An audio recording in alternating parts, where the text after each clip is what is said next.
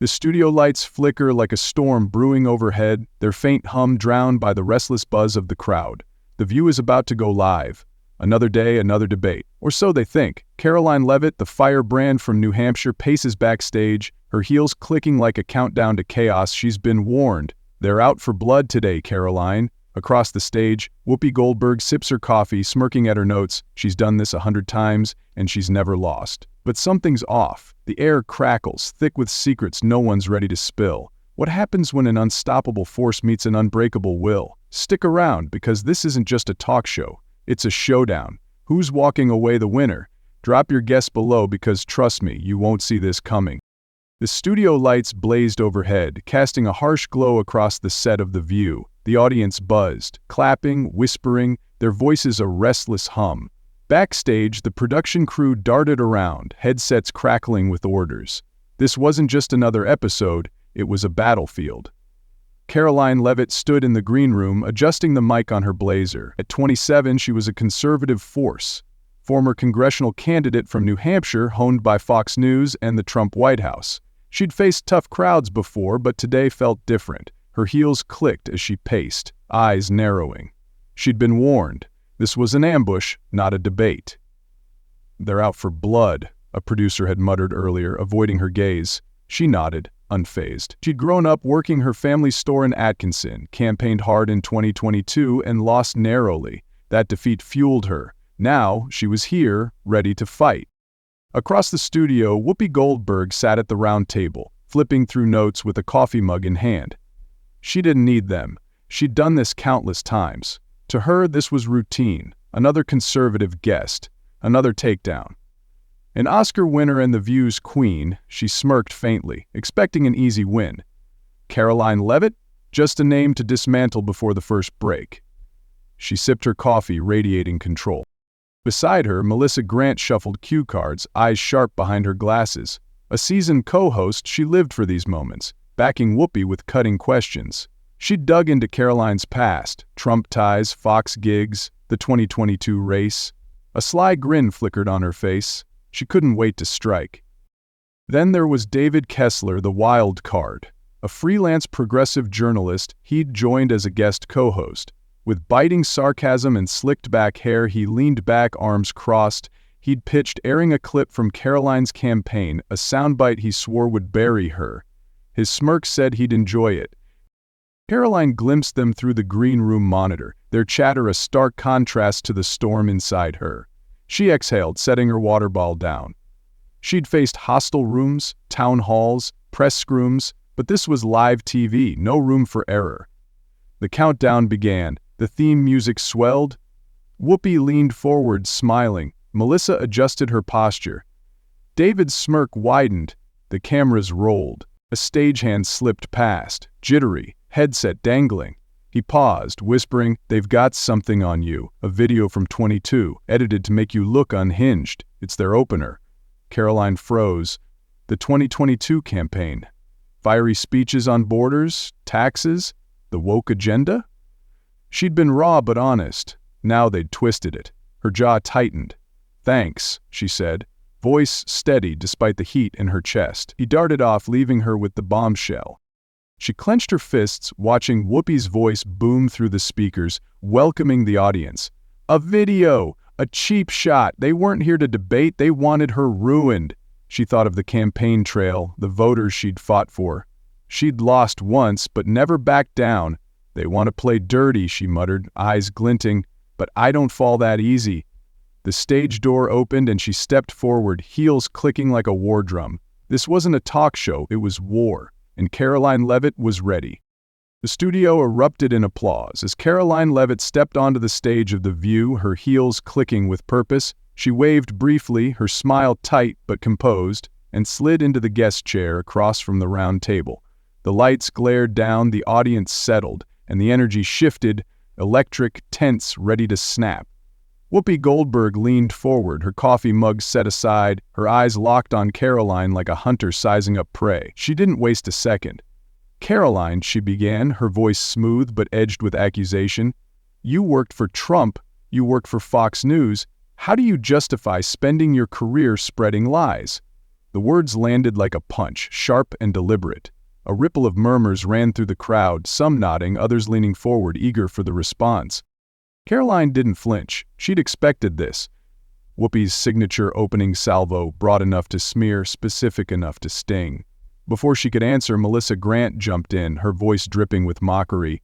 "Let's not forget, Karoline, you ran for Congress in 2022 and lost to Chris Pappas," she said, adjusting her glasses with a smirk. "Was that because the voters in New Hampshire just couldn't trust a word you said?" The audience laughed, a few claps punctuating the jab. Melissa leaned back, satisfied, her cue cards fanned out like a winning hand. She'd hit the mark. Karoline's defeat was public record, a sore spot ripe for prodding. Then came David Kessler, the guest co-host, his grin sharp as a blade. "Hold on, I've got something better," he said, gesturing to the control booth. The giant screen behind them flickered to life and a video rolled. A choppy, distorted clip pulled from YouTube, repurposed under fair use as a biting parody. It showed Karoline on the 2022 campaign trail, her voice loud and clipped. "We need borders that work, not open doors for chaos." But the editing was ruthless. Sound bites spliced with ominous music, her words cut to sound unhinged, extremist. "Chaos, chaos," the clip looped, her face frozen in a scowl. Laughter erupted from parts of the crowd, others gasped. David crossed his arms, smug. "That's you, right? Care to explain?" Karoline's jaw tightened, her fingers curling against the table. She'd known they had a video, that stagehand's warning hadn't been wrong, but this was a hatchet job, a caricature of everything she'd stood for. She shot to her feet, her voice cutting through the noise. "Stop that right now," she demanded, pointing at the screen. The video paused, her distorted image glaring back at her.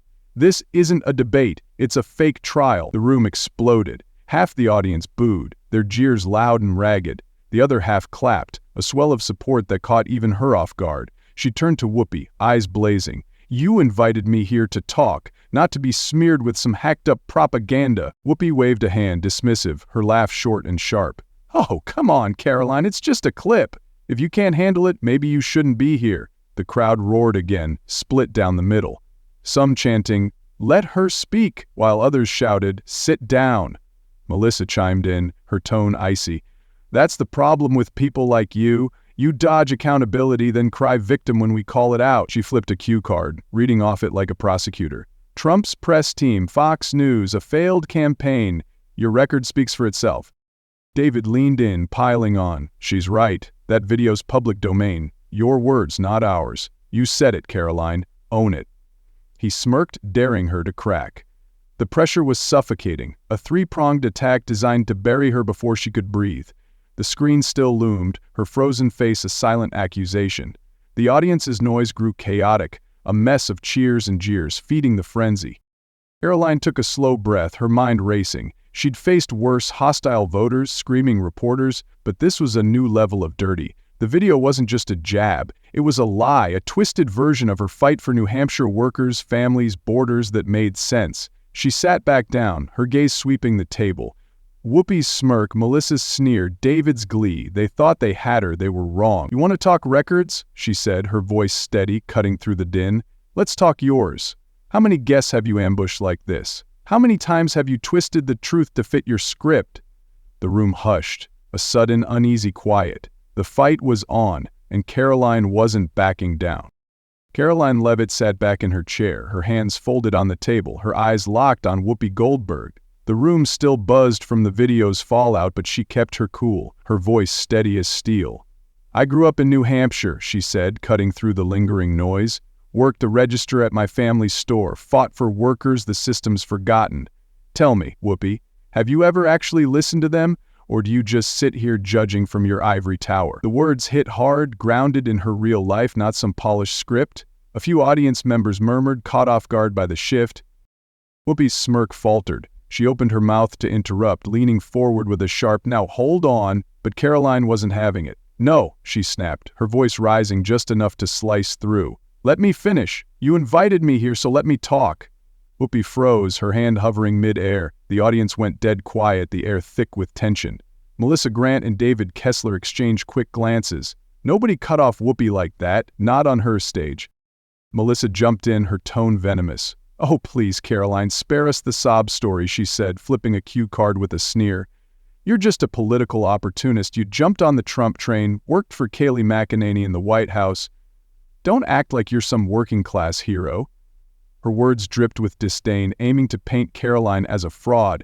A few claps rang out, but they were sparse, hesitant. Karoline didn't blink. She leaned forward, her gaze piercing Melissa. "I'm proud I served my country," she shot back, her voice calm but biting. "I worked for a president who shook things up, whether you liked it or not. What about you?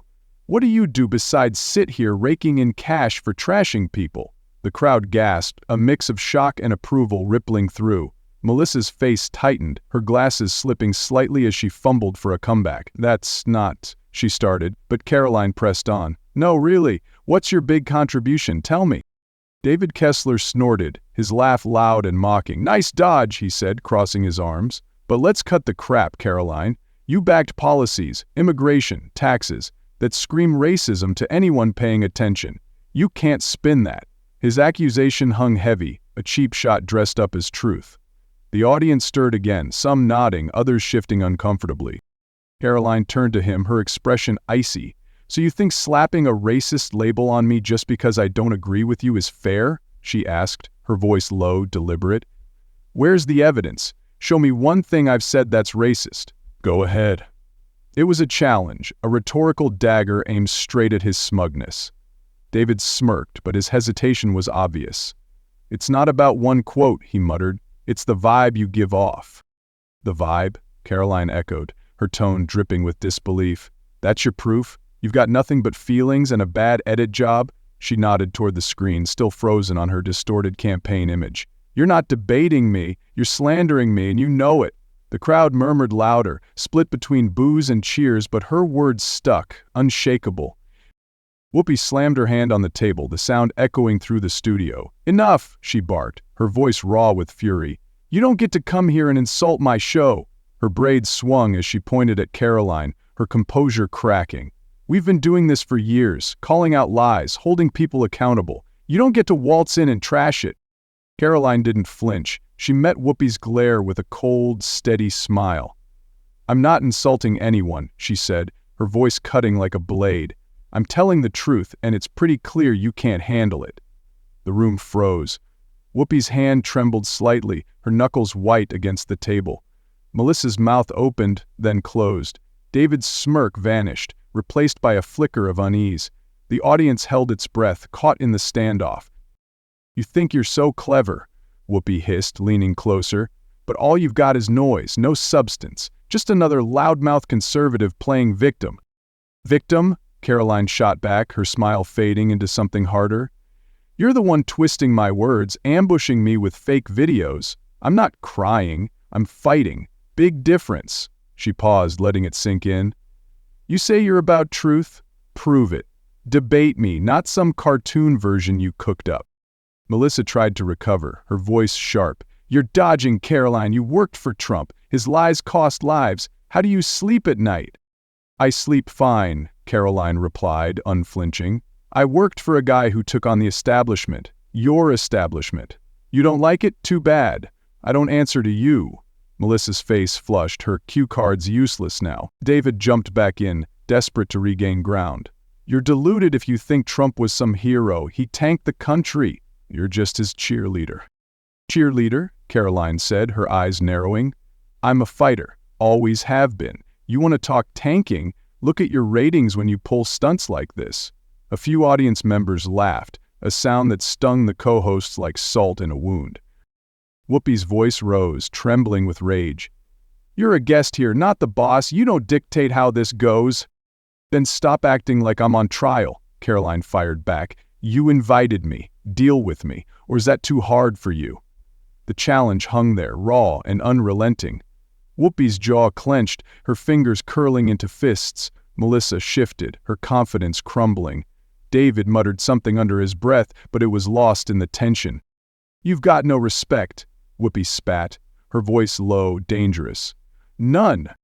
"Respect's earned," Karoline said coolly. "You want mine? Stop hiding behind cheap shots and face me."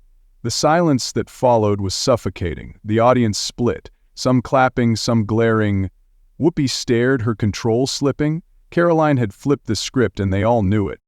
The tension at the View's roundtable snapped like a taut wire. Whoopi Goldberg's eyes flashed with fury, her voice trembling as she ripped the microphone from her jacket. "I don't have to listen to this," she shouted, her words slicing through the stunned silence. She flung the mic onto the table with a clatter and stormed off, her braids swinging as she disappeared backstage. The audience gasped, a collective jolt running through the room. "She's right, Whoopi," a woman yelled from the crowd, her voice shrill with loyalty. But others clapped for Karoline Leavitt, a swell of support rising fast. "You tell a man," a man hollered, pumping his fist. Karoline sat still, her hands folded, a faint smile tugging at her lips. She'd pushed Whoopi over the edge, and it felt good. Melissa Grant fumbled to take control, her voice shaky as she leaned into her mic. "Okay, we'll be back after a break," she said, forcing a smile that didn't reach her eyes. She shot a panicked glance at David Kessler, who muttered under his breath, "She's ruined it. Completely ruined it." His usual smirk was gone, replaced by a tight-lipped scowl. "Whoopi didn't ruin anything. You did," Karoline fired back, her tone sharp and steady. "You set this up to bury me, and now you're mad it backfired." Melissa's face flushed, her glasses slipping as she snapped, "Don't flatter yourself. You're just a loudmouth who can't handle real questions." Her voice cracked, betraying her nerves. "Real questions?" Karoline laughed, cold and cutting. "You mean cheap shots and fake videos? That's your idea of real?" She leaned forward, locking eyes with Melissa. "Try asking me something honest. I dare you." The crowd murmured, some cheering, others hissing. Melissa clutched her cue cards, fumbling for a response. You're impossible," she stammered. "This isn't about truth, it's about your ego." "My ego?" Karoline shot back. "You're the ones who turned this into a circus. I came to talk, not play punching bag." David jumped in, his voice dripping with venom. "Oh, spare us, Karoline. You're a Trump stooge. Nobody's buying this martyr act." He waved a hand, dismissive. "You lost your election, you lost your credibility, deal with it." "I lost an election, not my spine," Karoline replied, her gaze slicing through him. "You want to talk credibility? How about a show that edits my words to lie about me? That's your game, not mine." David scoffed, but his retort faltered. "You're paranoid," he muttered. "It's just a clip." "Just a clip?" Karoline said, her voice rising. "It's a hit job and you know it. Call it what it is." The audience erupted again, chaos spilling over. A burly man in a red shirt stood up, jabbing a finger at Karoline. "You're a damn troublemaker," he bellowed, his face red with anger. A woman 2 rows back shot to her feet, yelling, "No, she's right. You're all biased as hell." Their voices clashed, sparking shouts across the room, insults flying, loyalty splitting. "Sit down," Melissa barked, her composure gone. "This isn't a free-for-all." But the crowd ignored her, their argument growing louder. "She's exposing you," a voice called. "She's a liar," another snapped back. Security guards waded in, arms raised to calm the fray, but it only fueled the noise. Karoline watched it unfold, her expression calm amid the storm. She pulled out her phone, typed a quick tweet. "I came to debate, not be silenced," and hit send. Within minutes it exploded online, racking up thousands of likes, retweets pouring in like gasoline on a fire. David turned to Melissa, his voice low but furious. "We've lost control. She's winning this." Melissa glared at Karoline, her hands trembling. "Winning? She's a disaster. Whoopi's gone because of her," she pointed accusingly. "You think this is a victory? You've trashed our show." "Trashed it," Karoline said, her smile widening slightly. "I didn't walk off. I'm still here. Maybe you should ask why Whoopi couldn't handle it." Melissa's jaw dropped, her words choking in her throat. You're twisting this," she sputtered. "You're the problem." "No, your playbook's the problem," Karoline countered, her tone icy. "Ambush me, smear me, then cry when I fight back. That's on you." David slammed his hand on the table, his patience gone. "You're not some hero, Karoline. You're a nobody who got lucky. Enjoy it while it lasts." "Lucky?" Karoline replied, unfazed. "I'm still sitting here. You're the one scrambling. Who's really losing?" The crowd roared again, split down the middle, their shouts drowning out David's growl. Melissa tried one last jab, her voice shrill. "You're a fraud, Karoline. A fraud who's done nothing but yap." "Fraud? Karoline said, her eyes narrowing. "I've fought for people you've never met. What have you done besides talk over them?" Melissa flinched, her comeback dying on her lips. The guards finally quieted the audience, but the damage was done. Karoline leaned back, her tweet still lighting up screens nationwide. Whoopi's exit, the chaos, it was hers now. She'd turned their trap into her stage, and they hated her for it. The commercial break ended, but the view didn't return. A producer's voice crackled over the studio's speakers, stiff and robotic. "Due to technical difficulties, today's broadcast is canceled." The audience groaned, some filing out, others lingering, whispering theories. Online, rumors ignited. ABC was buckling under pressure, sponsors pulling out after Whoopi's dramatic exit. Karoline Leavitt's tweet, "I came to debate, not be silent," still dominated screens. Karoline Vest's The View trending nationwide. Her calm defiance had turned chaos into triumph, or so it seemed. Then came the twist. A faceless Twitter account dropped a bombshell, a grainy audio clip labeled as Karoline from a closed-door meeting in 2020. Her voice, casual and clipped, said, "Sometimes I just want to scream in the middle of a crowd and be done with it." It was a throwaway joke, repurposed under fair use as ammo. Critics pounced, calling her a hypocrite.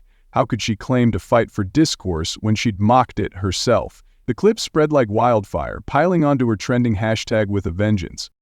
Melissa Grant retweeted it with a smug, "Told you, fraud." David Kessler chimed in, "All that talk, and she's just a hothead. Figures." The backlash grew, muddying Karoline's victory. Had she outsmarted The View or just handed them a lifeline?